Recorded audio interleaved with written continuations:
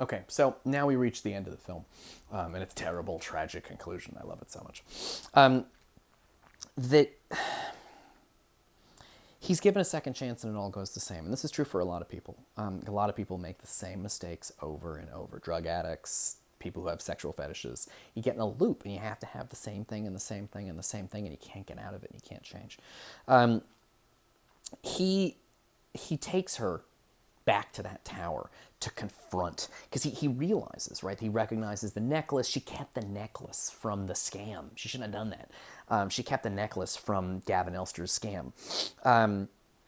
And she and he confronts her. He forces her up the tower, confronting her, yelling at her, trying to find out what really happened. And of course, she tells him the whole story, and he figures it out, and he figures the whole thing out. And we've already gone over what happened.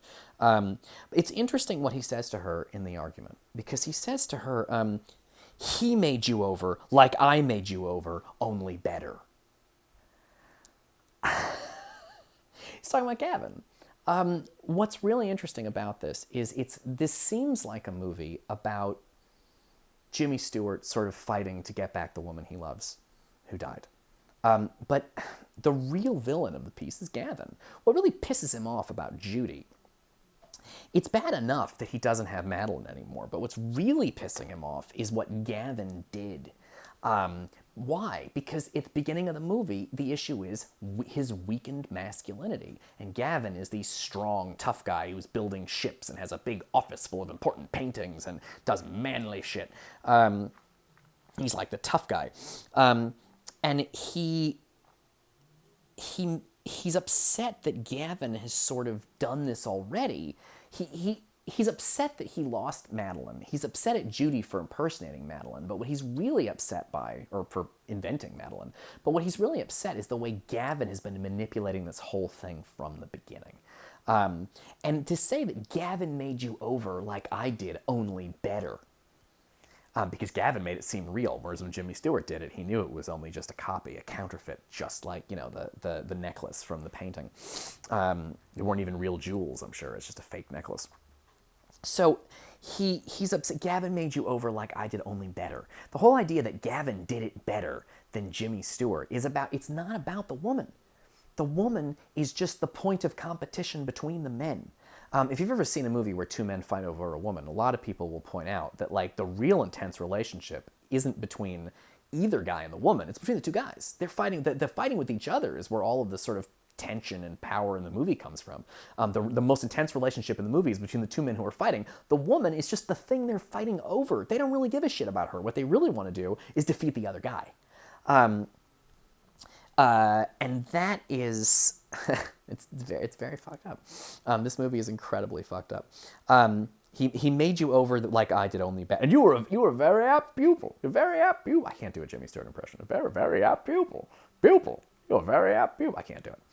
But he says you were an apt pupil because she was willing. What that also offends him is that she was so good at doing what Gavin wanted.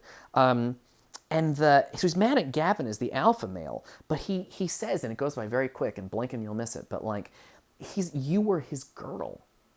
The thing that really destroys Jimmy Stewart is that Gavin was probably having sex with Judy too while he was transforming her. Because again, Gavin's the alpha male with all the power and all the women, and he can throw a woman away. And pick up a new one, and then and have her pretend and trick his friend and like ruin his life. And right, Gavin's the tough guy. And what really bothers is that the woman he loves was probably having sex with Gavin too as he was transforming her, and it's a competition between him and Gavin. And then he says the line, and this is really important when he's climbing up the tower, and I hope you remembered it. But when he's climbing up the tower, he talks about he says all that freedom and power, and he ditched you like Carlotta. So already that makes a link between men 100 years, again, men in the mid 19th century. It makes a link between men in the mid 1800s. Remember the guy at the bookstore that said that Carlotta fell in love with a rich man and he kept the child and threw the woman away. Men had the power and freedom to do stuff like that back then.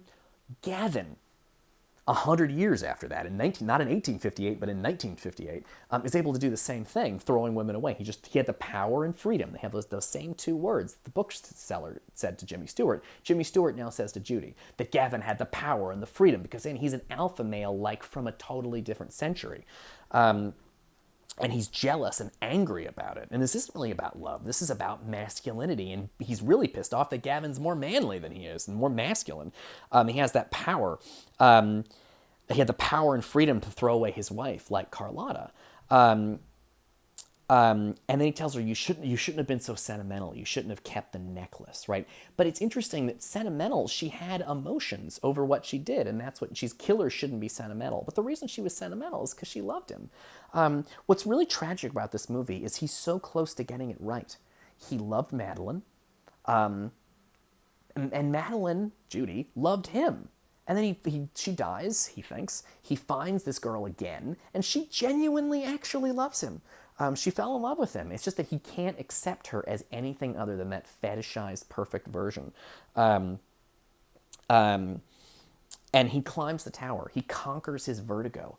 He gets to the top of the tower. He's actually been able to defeat his vertigo because of all it's hilarious, but that's the whole, he's now finally masculine and manly, and he can climb the tower, and he doesn't have vertigo, and he can be a cop again and everything. And what does that successful masculinity cost him? It costs him the girl, as the nun shows up. And Madeline is spooked. She gets scared. Judy is sort of scared of the nun, who is, again, it's crazy, but it's like a symbol of her guilt. And she goes tumbling off the tower. And then Jimmy Stewart stands there looking down. And what's amazing, it's a really amazing image that he has successfully gotten that alpha mask. He's got his masculinity back. He can climb a tower and look down without getting dizzy at the end of the movie. And what did that masculinity cost him? It cost him love. It cost him a woman who actually loved him. Not the fantasy, but the real actual woman who loved him. And she dies because of his crazy masculinity that he had to climb that tower. And his vertigo is gone. Okay, cool. What the hell is this movie about? I mean, obviously, it's about toxic masculinity is one of the things. But I think it's really important that we don't make this a movie about... It's not a movie where Jimmy Stewart's a fucked up guy, and boy, isn't he fucked up. What a weirdo. I'm glad I'm not like that. Bye. What did Jimmy Stewart do wrong? He fell in love with something that wasn't quite real. Now, obviously, it's unlikely that you'll meet someone who's pretending to be another person just to entice you, and you fall in love with them, and then they look like they die, and then you meet a twin that looks just like them. And, that's not going to happen. So you're not like Jimmy Stewart, but you are like Jimmy Stewart. Because how much of your romantic and sexual life is based not in real human interaction, like Judy, but in fantasy, like movies.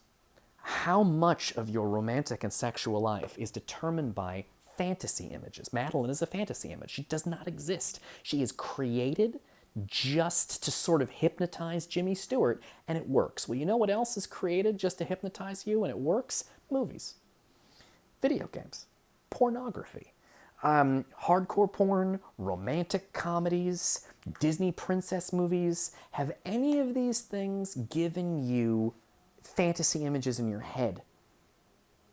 And then you try to get the people in your life that you fall in love with to match those fantasies. Did you ever meet somebody and you fall in love with them, but they're just not as good as the characters that you love in hardcore pornography or romantic comedies or Disney movies? Those images are, and have you ever tried to get somebody to act like the people in the movies that you like? You're frustrated they're not acting like that, and you try to get them to. You want them to do like the big dozen roses for, for Valentine's Day or whatever. It's it's something you saw on television that you feel like means romance, and you want them to do it. How much are you like Jimmy Stewart when you expect your partner to do things in the bedroom that you've seen in porn? How much like Jimmy Stewart are you when you want your partner to do big, grand romantic gestures like you've seen in romantic comedies? How much like Jimmy Stewart are you when you expect your romantic partner to be as perfect as the prince in a Disney movie or a princess in a Disney movie or whatever? We are haunted by our fantasies, and Gavin Elster creates the fantasy for Jimmy Stewart, but Hollywood creates the fantasies for us. Jimmy Stewart is not just some crazy person. We are all Jimmy Stewart on some level. It's about us. Okay. Yeah, that's the end. That's the end of Vertigo. I'm gonna do one more extra video just to kind of do some footnotes, but you can stop now. I'm just gonna have a little extra nonsense in here, so that could be it. Okay.